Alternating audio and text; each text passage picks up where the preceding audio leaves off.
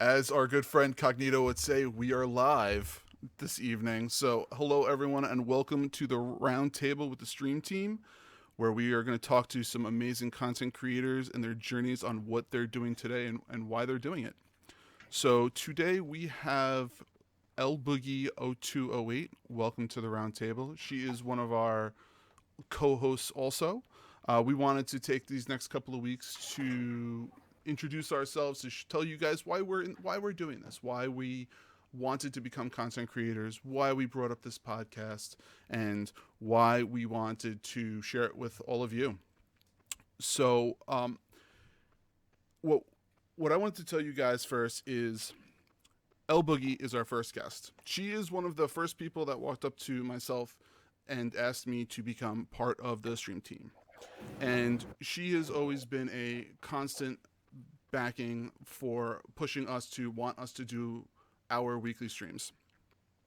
Now, our next individual is old school style. He is another one of our co-hosts. He's been doing this also about as long as El Boogie and myself, and he is a great addition to the team. And we have our young lord, as people would call him. We have MJ as a boss, who's also here to, kind of talk with us and see why he's doing this as he's sitting in his college dorm room right now, chilling. So, El Boogie, why did you want to become a content creator? All right. Well, first off, hello everyone. And probably just because like I'm already gaming a lot and I felt like there should be a space for people like me who are moms that, can watch and engage with other people like themselves. I know that early on when I started playing online, I tended to have a lot of um backlash, I guess, because you could hear my kid in the background and whatnot. People would be like very upset to hear that. So I just thought to myself, there has to be a space for other moms to be able to play, and we all know the deal, so it's not an issue. So yeah, that's pretty much why I started streaming. So when did you end up deciding to do this? Is it a couple of years ago or So I think it was at when Mixer was still Beam. Um, and I was at E3 and I was talking with a few people, and we just felt like if we were going to dip our toe in, like we should start as soon as we could when Microsoft purchased Mixer, just to kind of get your foot in the door a little easier, just because of how like Twitch and YouTube was. They already had their cemented people there, and it's kind of hard to progress in those other categories. So that's why I decided to do Mixer. now you also do other podcasts with other lady streamers, correct? Right. So I do Grown Woman Gaming on Saturdays with three other females: Lady Infamous, Delilah HD, and Sharice. So what was the like what when you started to stream and you started to start the podcast and things like that, when when did you think that like this was something you were like all in for? You were gonna enjoy things that you were gonna enjoy doing. I mean, it mainly became like a hobby for me. I never thought that it, or think still, that it's anything that's going to be, like, uh, it's not going to be a profession for me. But I think that it is a great hobby. Learning how to do all this stuff, it adds skills. And I love fooling around with computers. I love playing games. So it's kind of just like easy road to go down. Right. I Oh, go ahead. I was going to say, hey everyone, old school here. So, El, let me ask you this, because Yeah. I think a lot of people might find this particular portion difficult. How do you find the time? between being a mom, working, streaming, and then we all know that we try to find time just to game offline so we can just kind of not have to worry about having to tell everybody everything we're doing. How do you manage that? Well, I have to say that like now is the hardest just because I'm in transition. But I drop my daughter off at 8:45 and then I go to the gym. So then I know that I should be able to be home by 10:30 so I can start a stream from 11 to 1. And that is time that I have blocked out for me. This is the time that I'm playing. And if I'm playing, I'm streaming. And it's time that I'm not taking away from my child or other duties, you know? So it was basically because I'm not working at the moment. I was able to block out that time. Now it's going to get a little harder for me to do that since I'm starting a new job. But we'll figure out how that works. Do you feel like do you have like that thought mentality of like, if I'm gaming, like why don't I be streaming? Because I'm going to be doing it anyway. I'm going to be gaming anyway, so why don't I just stream too?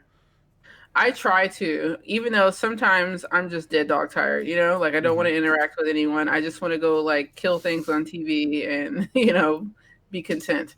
But I do try to tell myself that just because it is so hard for me to find time to stream. So it's like, if you're going to be playing, you need to be streaming.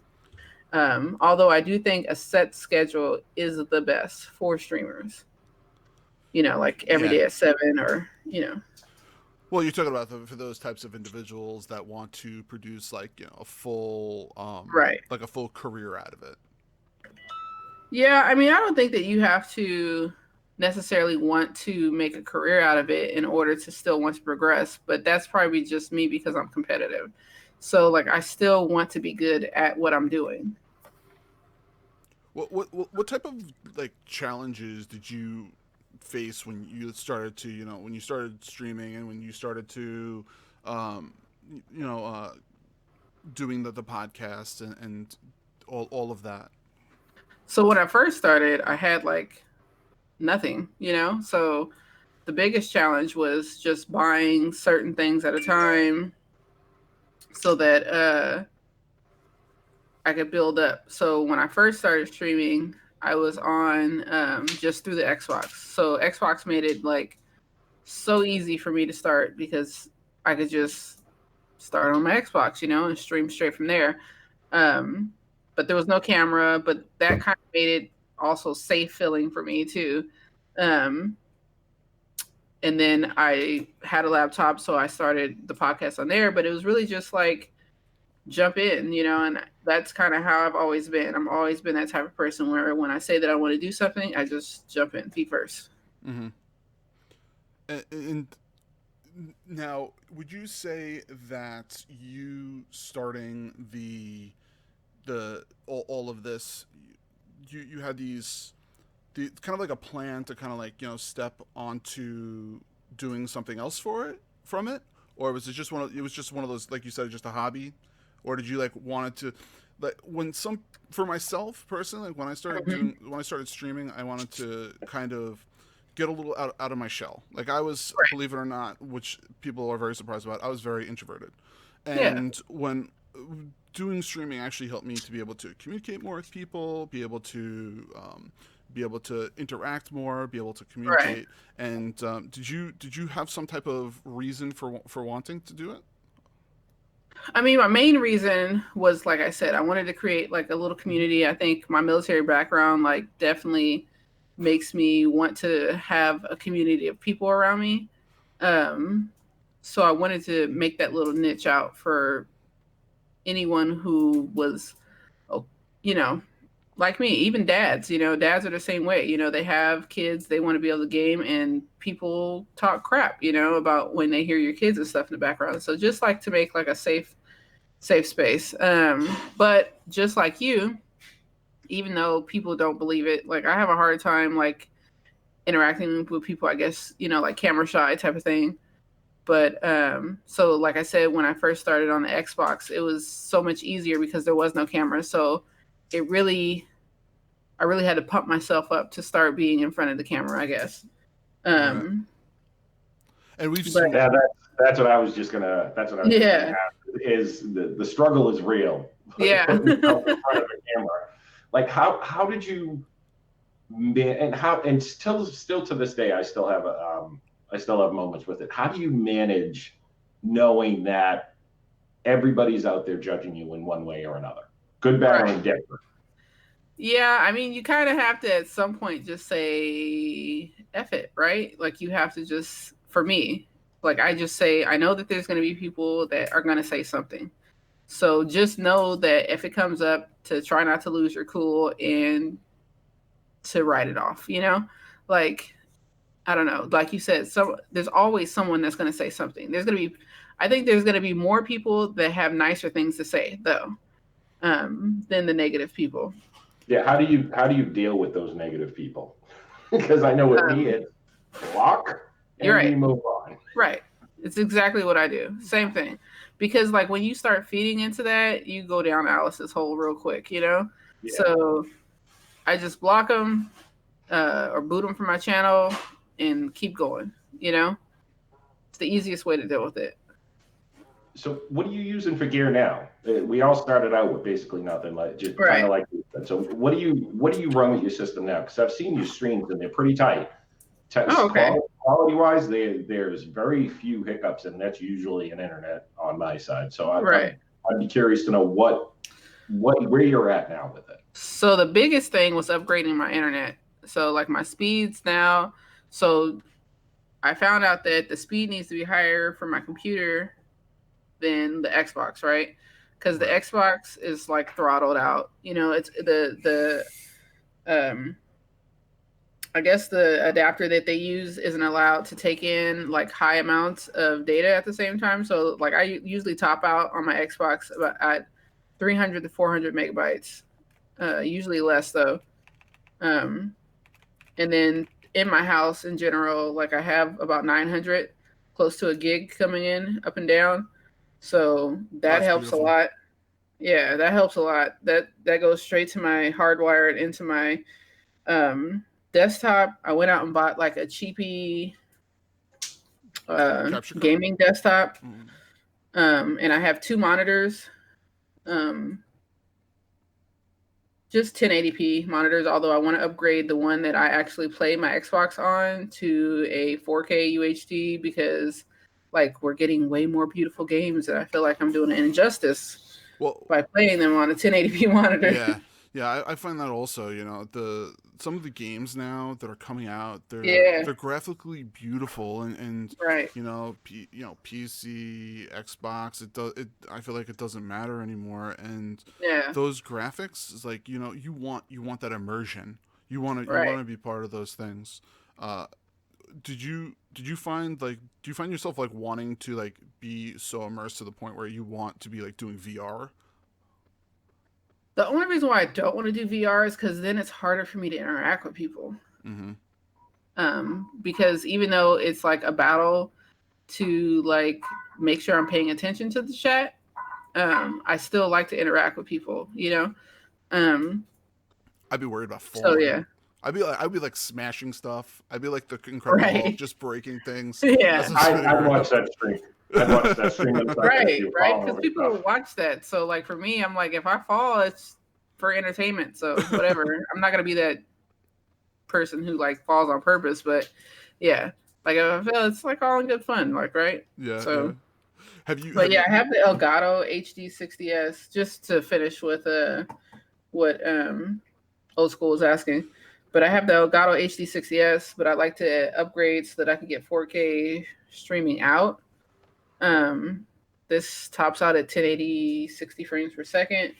And then I like to get better with my audio. Right now I have a Yeti hooked up to a boom, hooked up to my computer. And then I use the Astro 840s, which is also hooked to my PC. So I do the game chat through the Xbox app on my PC.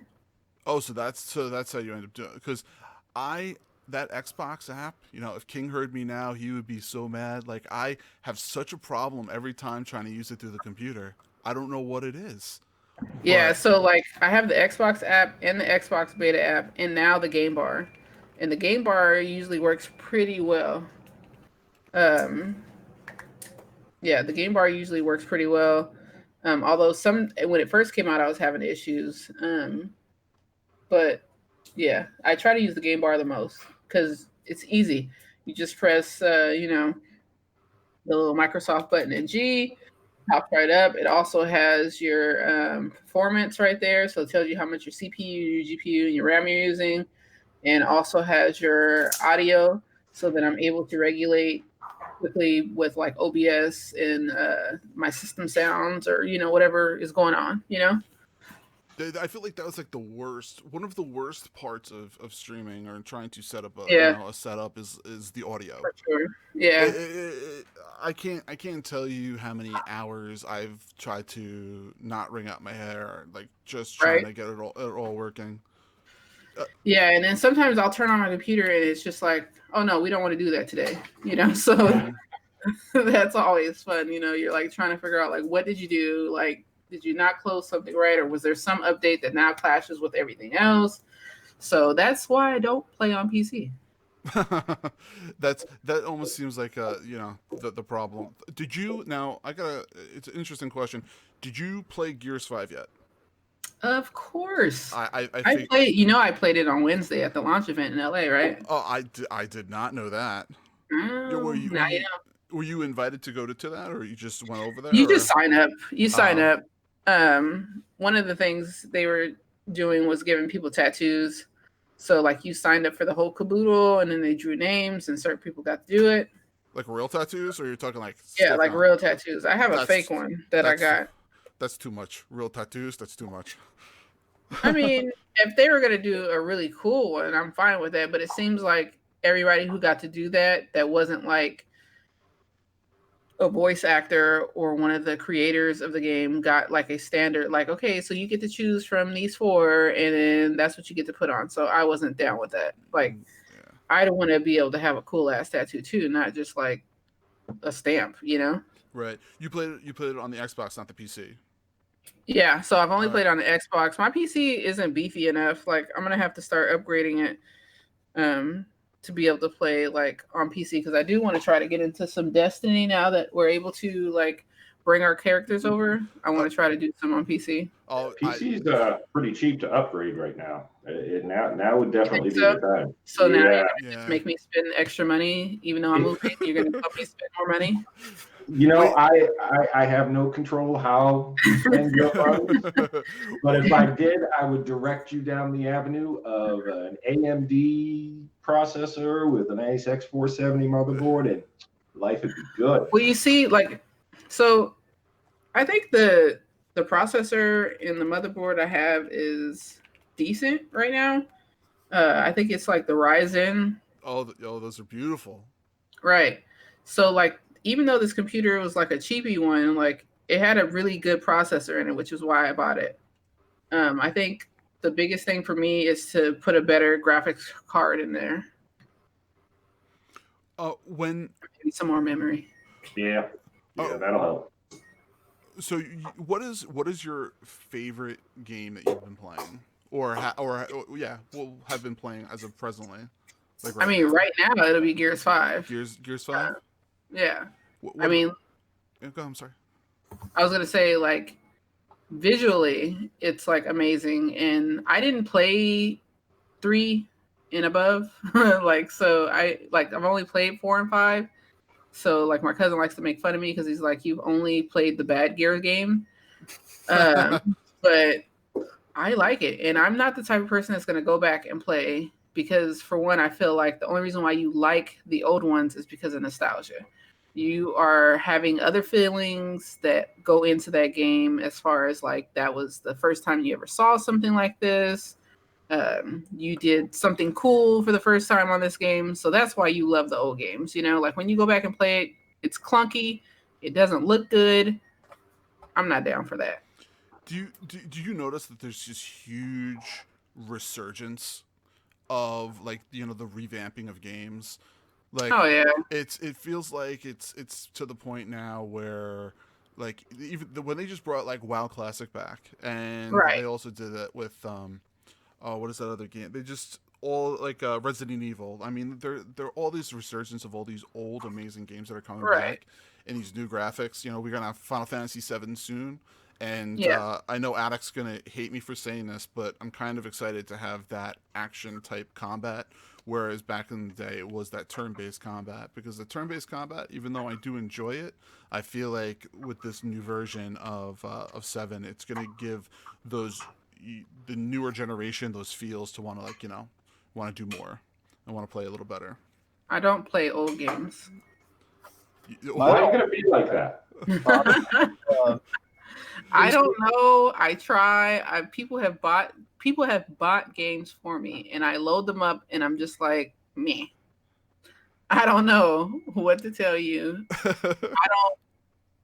I don't get it. Like, I don't get it at all. Nostalgia is a hell of a drug. It is, and it's a great rush. And I get where you're coming from, though. And I think there's a lot more of the old games. Yeah, there's way too many old games rolling out. But and then, go ahead. There's some you got to play. You got to play that Resident Evil 2 one. See, I really, I don't really do scary games either. Although I am gonna try just for the channel because I know people are gonna want to like watch you scream. You know. I do know that old school will sit there and play Resident Evil 7 all day. Like I watched him play it, and like he had fun with it, and I know that like since we do a lot of the reviews on the ILP channel, like I know MJ had a great scary game. I'm blank. It was Layers of Fear. Resident Evil 7 in the VR. Hell no, I'm not messing with that. I got halfway through that game in the VR. No, I'm not doing it again. Yeah, see, I don't see how people like torture themselves with that. Like, I'm good. There's no different than going to a horror movie. You just I don't do those either. I don't really do those either. Like, I'm totally the person that comes home and has nightmares. So, do you have like a favorite game that you enjoy streaming that you like? All right, this is my go game. This is the one I want to do. Apex. Apex? Yeah. No more PUBG? No, PUBG, I don't think so. I got pissed because I feel like PUBG on the console is an afterthought. I feel like they took their money from Microsoft and they don't care about like making that game as good as the PC. That's straight truth, El. You said it. I feel like it's like the stuff they're doing, you're like, it's too little too late, you know, like you're giving us crumbs. Like, I'm good. So I go play Apex and it's awesome. Did you guys see Med's video about the Gears 5, like the comparison between PC and Xbox? No, I did not. It was hard to tell the difference. Yeah, I've heard that it looks awesome on the X as well as on the PC. Like, it doesn't really like look like garbage on the Xbox One X, and that's what I play on. So I'm a scrub. I still play on a S. I still play on my standard Xbox. The S is still better than Fat Boy, so it's slightly better. I'm looking at mine right now, and I'm just like, I have so much stuff on top of it because I almost never play it anymore because I'm so PC. Right? Wow, did you just call yourself out as a fraud? Right? On this one. I am not a fraud. I say all the time, PC Master Race. I've said that many a times. Oh Lord. So, what game really got you to like stream the most?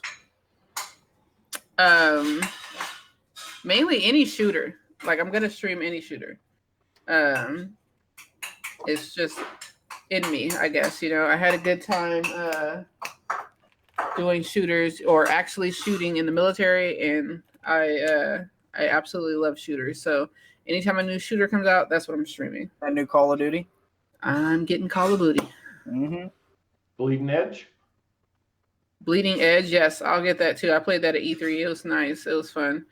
I don't know quite yet if I'm going to get what's the one from Ubisoft? What are you talking about? Oh my God, Breakpoint? Yeah, So, I'm not sure if I'm gonna get that. So I Were you in am a the beta? huge Ubisoft fan. Or yeah, I do. I am too, and I normally buy that one, and it's like really crazy that I'm actually thinking about getting Call of Duty over that. But I was in the beta this past weekend, mhm, and it's open NDA, so I can talk about it. mhm. And it felt good, but it didn't push me to want to buy it. I mean, Yeah, I have Wildlands, and mhm. I really enjoy playing Wildlands, and it and now that I kind of played, you know, Breakpoint, I was just like, am I gonna actually play it, or is it gonna be like Wildlands and just sit in my inventory and not? That's what happened to me at E3. Because you see, I got to play it for like 2 hours because of my buddy, and it's just like I feel like if I were to buy it, it'd just kind of sitting on the shelf for a while. I'd play it for like a week, Yeah, touch it. yeah. I kind of just feel like I'd rather buy it on a discount, you know. Yeah. But Call of Duty, and I'm gonna get Star Wars because I'm a big Star Wars fan. I'm not a big like story junkie Star Wars fan where I'm gonna tell you that Yoda's head was like tilted 35 degrees in whatever movie. Like I'm not that type of person, but I appreciate Star Wars for what it is. Mm-hmm. You gonna be on the Borderlands bandwagon? Ooh, No, yeah. I'm not gonna play that. Day one. See, the Borderlands is coming out tomorrow, is it not? Friday. Okay. Friday. So I'm actually I've seen so many people posting about it and stating that Borderlands is under what were you saying before, MJ? It was the NDA on it was so lock and key. Hmm? What were you saying before about the Borderlands? The people that were posting about it. That wasn't me. That was I was telling you that they had limited releases even within the U.S. And they're not releasing game codes on it. From what I've heard, Oh wow. For people to access the game and play it, they got to go through the Epic Store. They're given reviewers special access, special level on the Epic Store, and they're telling them not to play on the DirectX 12 as well. So to me, it sounds like the game is not ready for Showtime, and they're 3 I days just up. saw that I guess that Jez had tweeted that they didn't send Windows Central, I guess, a code for Borderlands 3. Yeah. So, and I mean, they're pretty big. Windows Central, they usually get all the games. So yeah, I saw the tweet also from Jez, and I was like, huh. I was like, one of these days we're gonna have to talk to him and see if we can get him to talk about stuff, because that whole side is kind of very, very interesting. That they wouldn't give a code like that to them, which is very surprising. Like when we were at PAX East, they seemed like the coolest guys in the world. Like they, and that was one of those things that Randy Pitchford kind of like was.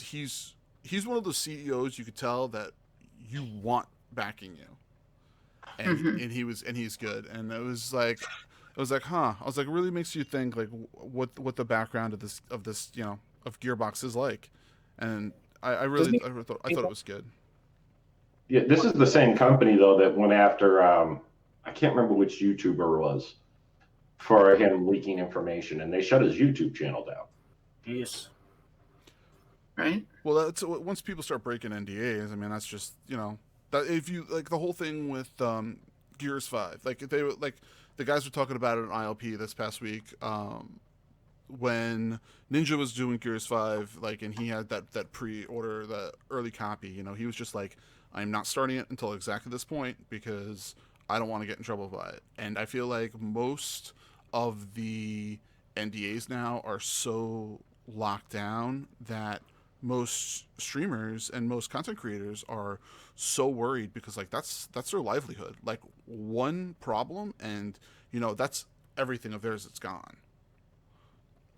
Right, but the YouTuber they shut down wasn't under an NDA. Oh, that's interesting. All he was just reporting the leaks that were already out there from other news outlets. And they went after him. Like, there's a whole story behind it.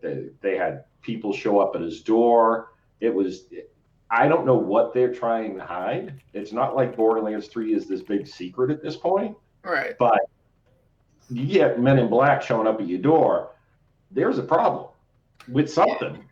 Right. Definitely. Are you planning on going to any conventions or anything anymore this year, or you planning for next year? Yeah. Well, since I'm gonna be on the East Coast, I'm gonna go to PAX East now. Oh. Right. Ooh. Did Cognito just hear that? We may have another person for PAX East for us. Right. Yeah, I'm definitely gonna go to PAX East because I've never been to a PAX, and even though I've gotten into PAX West, like someone's like, "Hey, I have tickets, you can come." It always ends up being like something to, why I can't go. And I was gonna try to go to Texas, but it just never worked out. So now I'll be on the East Coast, so I'll go to that one, and then. Well, there's two East Coast ones. There's the video game one, which is PAX East, which has board games and video games, which I will say I go to every year. That is like my convention. That is that in the words of MJ, that's my jam. I that's the one that I love going up to. I feel like it's what a video game convention should be like, feeling like. I've also never been to an E3, so I will totally divulge that information. But they also have PAX Unplugged in Philly. Oh, okay. Well, that'll be pretty close to me too. Yeah. So PAX Unplugged is mostly just straight board games.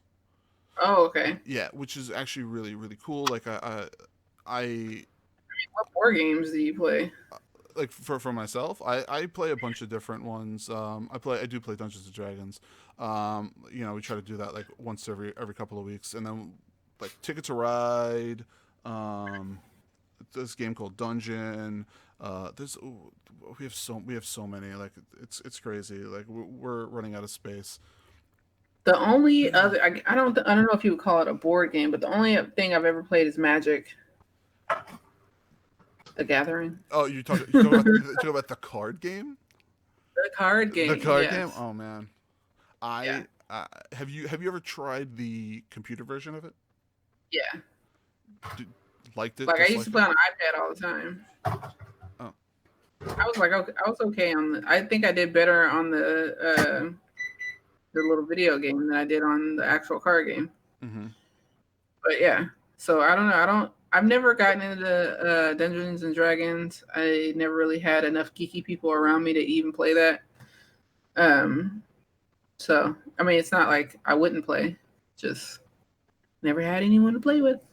Now, what drew you into playing video games then? Because most of us, it was a logical progression of like playing Risk, and Risk is on the Commodore 64. Yep, I just dated myself. And then I played Risk on the computer. Ooh. Yeah. So for me, my dad's brother, my uncle was a VP for IBM back in the day. So he like kept computers with us, and every time I would visit, like they all had all the new video games and stuff like that. So Maxis is probably my all-time favorite developer from when I was a child. Like I had all the Sim games, Sim Ant, Sim City, all that good stuff. But yeah, I hated Risk. Like I always remember getting stuck and not being able to progress. And there was another one, can't remember the name right now. That was like puzzle, like that. But yeah, so playing on PC, and then my father had an Atari when I was younger. I've had every game console come through my house. I had a Sega. I had a Sega Genesis. I had a Nintendo, Super Nintendo, a Nintendo 64, Nintendo GameCube, Wii U. I've had all the Nintendo systems, all the Xboxes, all the PlayStations, all that shit. Which was your favorite, would you say?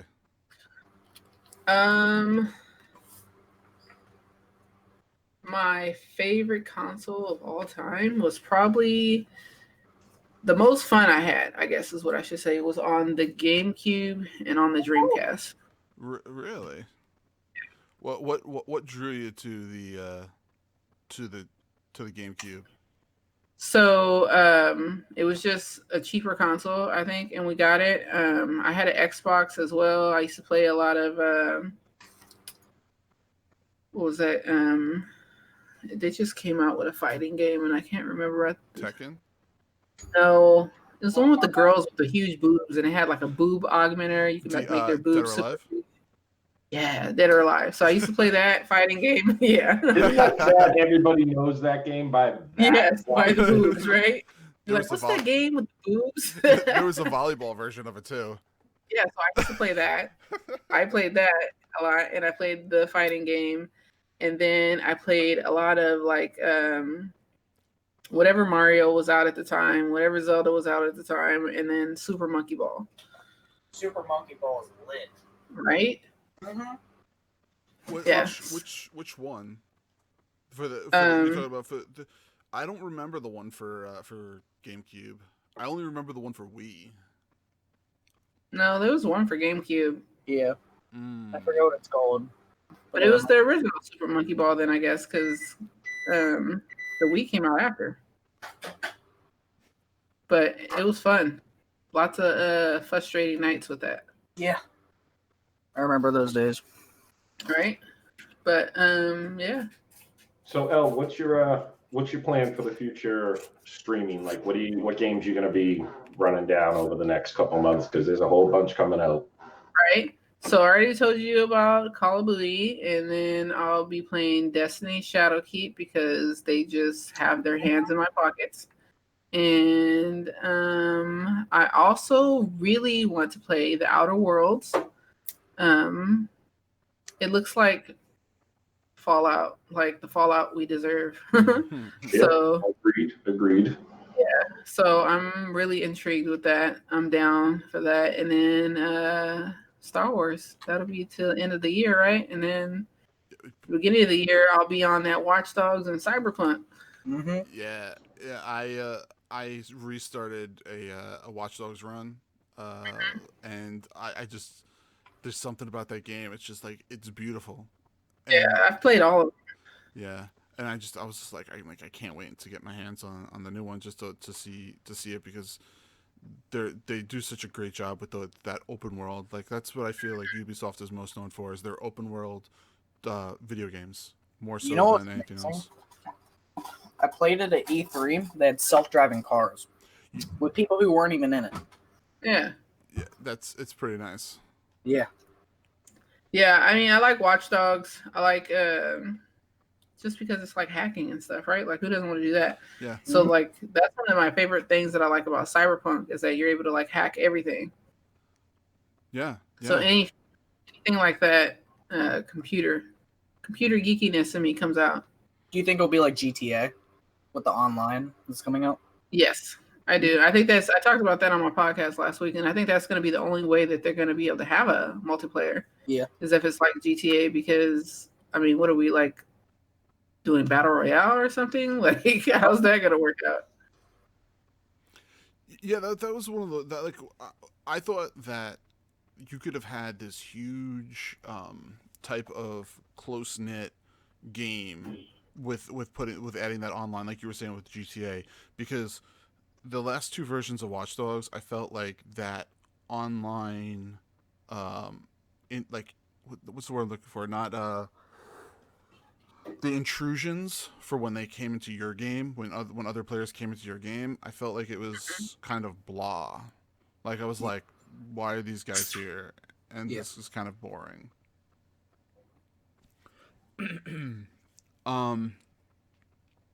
When like, what made you like start enjoying like Star Wars, like to the point where you're like, I need to play Fallen Order? I mean, I think that the last couple of Star Wars games we've had, because before that I played, what were the ones on the 360? Oh, I know what you're talking about. Yeah. KOTOR? You're talking about KOTOR? Force Unleashed. Oh. Yeah, like you played with the lightsaber and everything, and like those were fun as hell. Yeah, those two with Star Killer. That's the one you're Yeah. talking about? Yeah, and then I played I didn't play Knights of the Old Republic because that was on PC, but this looks like an actual story, and I didn't get to play it. They let us stand in line to watch a video at E3. So I'm really looking forward to playing the actual story because the last two that EA has put out have not been really story based. They've always just been like, hey, this is how you play multiplayer, you know? Yeah, you talking about Battlefront and what was this, Battlefront? Yeah. What was the other one? Battlefront 2. Yeah. Yeah, that Battlefront 2 did get a little better once EA got lynched with all the loot boxes, but right. yeah, I hear what you're saying. There wasn't much of a single player campaign in either one of them. Yeah, if you get time, I would recommend playing Knights of the Old Republic on PC, because I ended up playing it, and each story for each path you take is different. So you have 8 stories right there that you can play. Mm-hmm. Is it 8? Yeah, 4 and 4. Yeah, 8. So the stories are all unique, and they're really, really enjoyable. And I would definitely take the little bit of time and do it, because you'll be surprised. Because do I have to have like anything special? Like I could run it okay on my computer, because like I was able to run what's that really pretty game that just came out? Well, not just, but a couple of months ago. Is it Mass Effect? No, it's not Mass Effect. What am I talking about? Blair Witch? No, it's You're in the Snow. In the snow. I don't know. Hold on. Where's chat with the answers? No, it's not Monster Hunter. It's on Game Pass Ultimate for the PC. The only snow one I really know is Gears 5. And it's like kind of scary. There's monsters and crap. I keep trying not to curse. I think I know what you're talking about, but I don't know what it's called. Yeah, anyways, I was able to run that on the lowest settings. So you probably can. Yeah, I mean, Knights of the Old Republic. I'm sorry, the Old Republic it's old. It's like over 10 years old. So okay. I mean, if you can like literally like run World of Warcraft, you'll be fine. I mean, like it's literally like older. It's like that old, so it's not that big a deal. So okay. I would definitely like take it, and they have a free option that you can end up playing, and then you can like see if you like it or not. And if you want to, then they have subscriptions, which unlocks so much more stuff to you, and that's like one of those things that's really, what's nice about it. I mean, believe it or not, I actually have that as my on-hold screen because I love that game so much. Oh wow! All right, well, yeah. Tell me I gotta try it. Yeah, definitely try it. MJ, did you? I'm sorry. Did it look like really shitty or? Nah. You'll be fine. You'll be fine. No, I mean like the graphics in general. Like, are they gonna be like crappy? Because, like I said, I don't like playing old games. Oh. Then it's not great, but it's not 8-bit. If that helps you out any. So you're telling me you're more like King?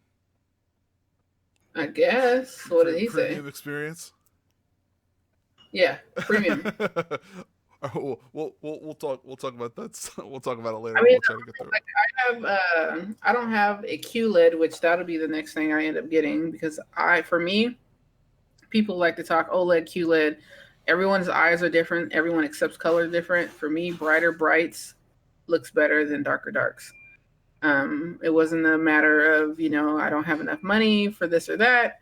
I chose to get a KS8000, which I guess is like a MU8000 now for Samsung, because it's the monitor that Xbox uses to show off the X. And I don't know. I think it just looks better for me. Yeah. Is there any type of hardware that you ended up getting that was particular to yourself that you like? I really, really want this. Like a lot of people, they're like, "Oh, I need to have Elgato. Oh, I need to have Razer for this, that." You know what I mean? Was there anything that you felt had to be a preference to you? Probably this TV. Although I don't play on it as much because I play on the monitor. So that's why I was telling you now. I'm like looking at what monitor I want to get that's going to be 4K with FreeSync and UHD and all that good crap. But yeah, so like that, and then I don't know. I got the Elgato key light. I actually won it on Twitter, and that is like a game changer. You were the individual that told me about it and how amazing it was, and I have the green screen behind me, and I had nothing but problems with it running it. And then you were like, you gotta get you know, this thing is so good, it's good. And I was thinking about it, and I was like, and then I ended up getting it on your recommendation, and it was one of the best decisions that I made, because that, other than audio, I felt like lighting was a huge issue for me. Did you feel that way when you set up your green screen?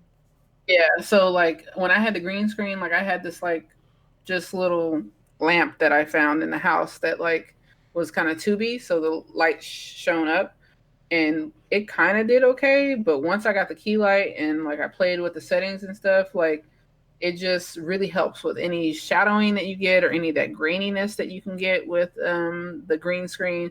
It just makes like a huge difference. And then because I'm like such a crazy person when it comes to the streaming, I also have the Stream Deck, so like I'm able to just adjust on the fly depending on the light that's coming into the house in general. Now you end up use Streamlabs or OBS or XSplit. Which do you prefer using as your streaming software of choice? So I was using Streamlabs for the longest because I love all their different overlays and whatnot, and you can kind of like tailor whichever one the way you want, and they have like widgets for like pop-ups, and I am able to like just enter in whatever GIF that I want. So I really like that, and whatever sounds you want to come up. So like for me, when people host me, like this GIF of Cuphead comes up, and it does the thank you sound from Cuphead. And so I think that's pretty cool that they make it like really accessible for you to do things like that. However, something is wrong with Streamlabs. Some type of update happened, and now when I stream, all you hear is like garbled static. So I've been streaming with OBS, but the cool thing is all my Streamlabs widgets still work. So that's possible. I don't have an overlay, which is kind of okay for me. I don't really need to have an overlay right now. But yeah, all my like widgets still work. So when people follow me, all that good stuff still comes in.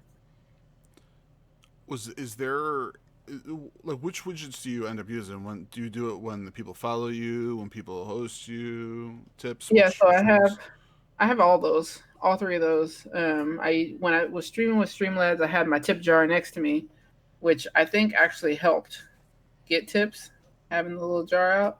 But yeah, since I have OBS, I don't have. Well, since I'm using basic OBS, I haven't had the tip jar out, so I'm gonna have to figure out what's going on with the slob so that I can start using it again. I just haven't had time to sit down and work things out and talk to their tech support and stuff.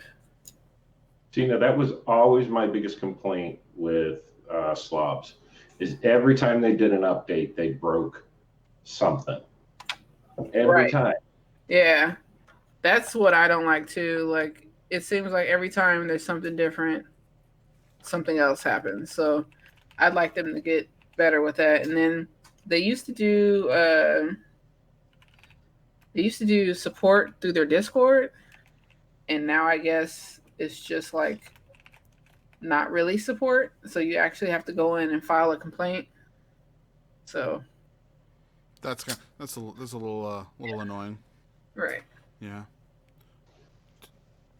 So okay. Where do you where do you stand on, like, when someone comes up to you and they're like, where should I start? What do I need to stream? Like, what's the first thing you tell them is key for streaming?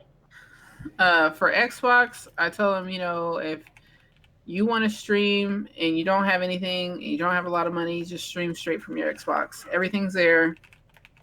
If you get a camera, you're able to plug it right in. to your Xbox. Although at first I think I was using my Kinect. But yeah, so you can turn on the camera, plug it in, you're good to go. It's not much investment. And then, like I said, to just really like try to have a set schedule, and tweet out when you're on, so you can get people and try to find groups. I think that's really good, is to find like Facebook groups or, things of that nature where you're able to say, hey guys, I'm live, so that people start to come and watch. Business cards help with that too. Once you go out to like conventions, and Right? stuff like Yeah, that. when you go to conventions, you definitely have to have business cards. I tell people that all the time, but yeah, and it's pretty cool. What I do is I do a QR code that links you directly to my channel. Interesting. Do you feel that networking is one of the largest contributors to your stream growth and your channel growth? Yeah, because for the longest time it was like I started to get, when I stream regularly, I get more randoms coming in, but for the most part, it's the people that I know that I've met through Twitter, through conventions, things like that come to watch. Interesting. So, and for me, I think that networking is like the key to life. So, right.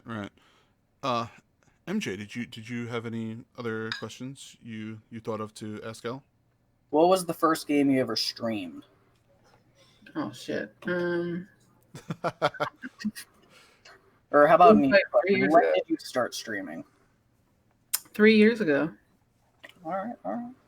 or 2 years ago. Did you 2 stream years. off the console at first, or did you have an Elgato? How did it all work? Yeah, we talked about this. I started just on the Xbox, and then I got an Elgato, and then I had an Elgato with I was trying to do it with my Mac, and that was horrible. Yeah. And then finally I bit the bullet and got a little PC, and since then I've been cooking with gas. Mm-hmm. And then because I go to the conventions and stuff, I get freebies. So I try to do giveaways. I just gave away the year of Game Pass Ultimate, so that helps. Although I don't like to give stuff away constantly, because then you get those people who are just asking for shit. If you listen to yesterday's podcast with the Iron Lords, they gave away Borderlands 3 and Gears 5, and I went through that list with a fine-tooth comb of people that don't read the disclaimer. Like I said, you can't be part of X, Y, and Z. You can't do this, and this. I mean, I started at 3 o'clock. I'm sorry, at 1:30, and I didn't end until 3:34 going through these lists, because people were not reading those disclaimers. And I mean, I've heard a lot of people have had a lot of growth and a lot of good things that happen from those things, but I'm almost to the point like you are. I want to give things to my channel. I want to give things to the people that are the ones that are backing me. But there's so many people out there that are just in it for the free stuff. It's almost like the other people, the people that matter, are they don't get a chance. That's why, when I gave the information to Sav and everybody yesterday, I was like, you got to tell the people from ILP, you got to go in on these. I mean, Gleam is good for me. Gleam is good for getting people to follow you, right? Yeah. Those are good. But when you want to give to your community, so when Apex came out with season 2, I did $10 codes in my channel so people could get the battle pass. Oh, it's beautiful. That's a great idea. So I gave it out the whole month of the first month, July, I guess. And if you were in my channel and you were active, I would drop a code. Beautiful. So or whisper the person a code. So to me, I think that's the best. Or you can do giveaways with slobs and stuff like that, where you run a giveaway. But yeah, so to me, that's the best way. So if it's a big ticket item, like a video game, or like I did the year of Game Pass, I'm going to do Gleam. If it's something smaller, I'm going to do it just for my channel. If I ever get big enough to be partner, then I'll probably do like, sub only type giveaways too. Yeah, yeah. Old school. Did you have any questions you were thinking of for L? No, I think I've covered everything. Actually, no, that's a lie. Do you have a roadmap for your channel? Like, where do you see yourself in 3 months? And I know you got a lot going on, so we're going to take this next month and throw it in the bushes. Yeah. But where do you see your channel in like 3 months, 6 months, and another year? Like, where would you like to be? I would like to say that I would like to be partnered, but I have no specific roadmap. I'm just plugging away. Hopefully, people like my content, type of thing. I enjoy your content. Just yeah, want to know. Cool. I do as well. I mean, just the ultimate goal, like I said, is to make like a cool place where we can play together and hang out. That's it. That's my ultimate goal. So as long as we're doing that, even if it's like 3 or 4 people, I'm good to go. Good. Fair enough. Good, Yeah. awesome. Not looking for fame over here. But if it knocks at the door, you're going to answer. Right? I sure will. If Maximus, what was that? What was King calling him? You talking about Phil? Yeah. If Phil comes with a bag of money, you're gonna take that bag of money. Of course, because Exactly. it's a bag of money. Exactly. Yeah, it's a bag of money. Take it. But yeah. Good. So why don't what is your, like, if you could live in one video game universe, right? Where would you want to be? Where, like, would you love to be sitting in Hogwarts? Would you love to sit like with Jedis on Coruscant? Where would if you could live in one of those fantasy worlds, hanging out with Link and Zelda? What kind of places would you want to be? And I'm not talking about just those places. I'm talking about anything you could think of. Well, I would definitely want to be in Hogwarts, just because I think I've always been enamored with magic. Like, I think that it's probably like the next best thing to being like a superhero, to be able to like conjure magic. So I would definitely want to be in Hogwarts, but I don't know if I would want to be in the game because all of them suck. I'm not talking about the games. I'm talking about if it was real life. Yeah, the world, for yeah. sure. Oh, yeah. Dragons and like cool creatures and magic, I'm all for it. So you were saying how much you love the Sims games. Just so you realize, there is a new Sims pack coming out that is going to be magic. So you are going to feel like a person from Hogwarts. They've actually said that. I've stopped playing Sims games because Sims was like how WoW was for a lot of people. Like, it was that game that like had me on all day on a Saturday, like didn't get up, ate in front of the computer, like all that. So yeah, it's a life sucker. I don't know if I like dabble. But it's fun. It's fun and enjoyable. It is fun, but like I need to get out in the light. What house were you? Gryffindor. Oh, it's got to be Gryffindor. I'm I'm Gryffindor also. I mean, like, I know people who are like Slytherin, and I'm like, I can't trust you. Like, in life now, because like, who chooses that? So I did. You were Slytherin, really? You're a crazy person. Yeah, I never said I was nice. Right. Man. See, I can't trust you. I keep one eye open with you. Oh. All right.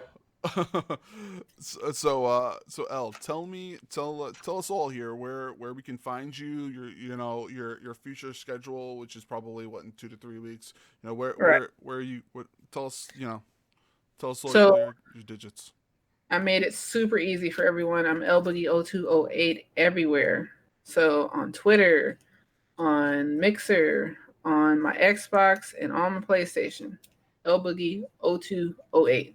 So in a couple weeks, once I get settled, I'll probably start streaming at about 7 o'clock Eastern time. 6 or 7 o'clock Eastern. So yeah. Every day. Excellent, Okay. excellent. I'm excited. I'll be there. You'll see me. Yeah. Old school. What about you? Oh, right now we're in a whole bunch of transition. Life never stops moving, El. It Right. never stops moving. But you can catch me on the old school style, and this is where it's going to get dodgy, on Mixer, on Xbox, PlayStation. You can catch me there on Twitch at Old School Style 70, and just launching the Tech News or Tech Talk channel, and that's under Schools Tech Talk over here on YouTube. So hopefully, I'm going to get a bunch of merch that we'll be able to start giving away. But I gotta beg and pander to the masses that the manufacturers that'll give it away first. In a couple of weeks, we'll have you expand on that, good sir. Yes. MJ, what about you, bud? So right now I'm taking a break from streaming. In the past, though, I'd probably stream from like 8 o'clock at night until 2 in the morning on a school night. But then once I was working, I'd get off at 2, and I'd probably stream between 2 to 4. But right now I'm taking a break because I just moved into college. But sooner or later, I will get some hours and a schedule up. But you are streaming. But you are super active on the Twitter. On Twitter, yeah. I'm kind of active on Twitter, yes. My Twitter is BeattyMJ right now. And my Twitch is MJ is a boss if you'd like to follow me. Sounds good. I am Snaldo, or as many people call me, Lord Pete, because no one could ever pronounce my name. I am Snaldo on everything, literally everything. And I would like to just say thanks everybody for coming in. Thank you all of the viewers tonight for coming in. We really appreciate you guys coming in for our first roundtable with the stream team. I would like to thank Lboogie for pretty much jumping in, doing our first episode, and it's been great. So MJ, he's going to be getting up our episode up on iTunes and Spotify, in addition to here on YouTube. Next week we're going to be having Old School Style come in, and we're gonna get him with questions. If anyone has any questions and they feel that they want to ask Old School, please email us at roundtablestreamteam@gmail.com. And by all means, follow us on Twitter. And this is a little weird because our name is so large. It is very, very, very hard to get that name. So we ended up picking TableStream because it was easy for everyone. So if you're looking for us, we are at TableStream on Twitter. And if you go there, you'll see us when we're going to go live, when we're what our new episodes are going to be for our next guest, and so on and so forth. I apologize for us running a little late tonight. As it being our first stream, we had to kind of get the bugs out and things like that. And thank you all for doing, for coming joining us. And remember, everyone, dream big and keep gaming. Have a fantastic night, and I will see everybody, and we'll all see everybody, I guess, next week, hopefully. All right, thanks, everybody.